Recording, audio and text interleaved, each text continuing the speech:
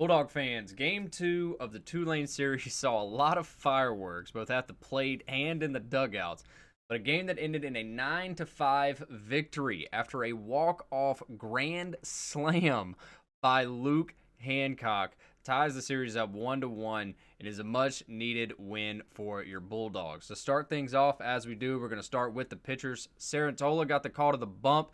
He only goes 2 1/3 inning. His pitch count ran kind of high early. He gives up 3 runs on 4 hits, has 3 walks, 3 strikeouts. To me, he seemed a bit shaky on the mound at times. His control was a bit spotty. He didn't always have control over his big breaking ball. And then he gave up a couple of 2-out hits that led to runs throughout his appearance. But Landon Sims come in relief. He pitched really, really well. He ends up going 3 2/3 innings. He only gives up 1 run. He has 3 hits, 2 walks, and 10 strikeouts. He was feeling himself on the mound. And as I said in the beginning, the Tulane dugout was chirping quite a bit throughout the weekend. They definitely let their presence be felt and be known, especially to the pitchers for Mississippi State. But he had a really strong inning, a really strong outing, and there was a lot of passion from him. And his strikeouts definitely settled down the Tulane dugout at times. And he let them know that he wasn't going to be rattled by them chirping at him and making comments at him.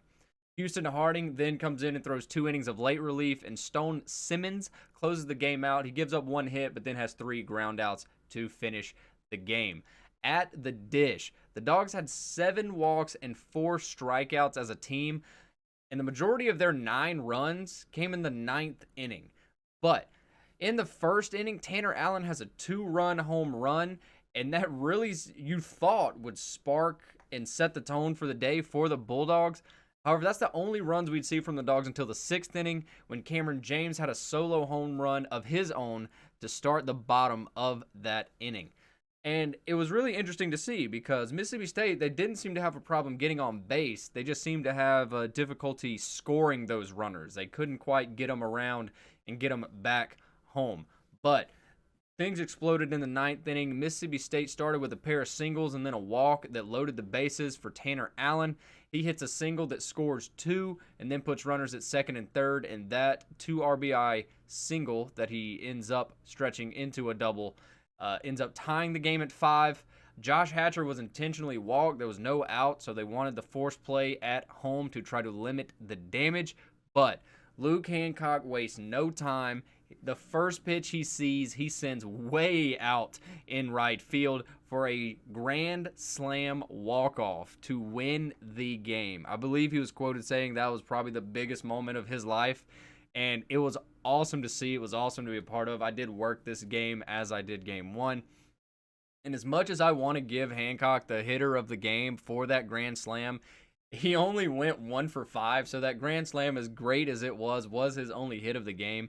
And because of that, I'm going to have to give hitter of the game to Tanner Allen. He was pretty consistent this game. He does go 2 for 3. He has a walk. He had his 2-run home run in the first inning, and that was part of his 2 RBI, 2-run day. And he seemed to be a lot more comfortable today, and for that, he gets our hitter of the day. This game was a great exclamation point to put on this chirpy and emotional game. I really can't reiterate enough how chirpy it was. It was actually crazy to see. I'm pretty sure both dugouts ended up getting warnings by the end of the game.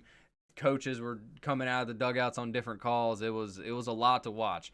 But it was an exclamation point to put on this game for Mississippi State. And I think it gave MSU some momentum going into the Sunday rubber match to see who would take that series. But I will have that Game 3 recap out tomorrow right here on From the Stat Lines. Thanks for watching.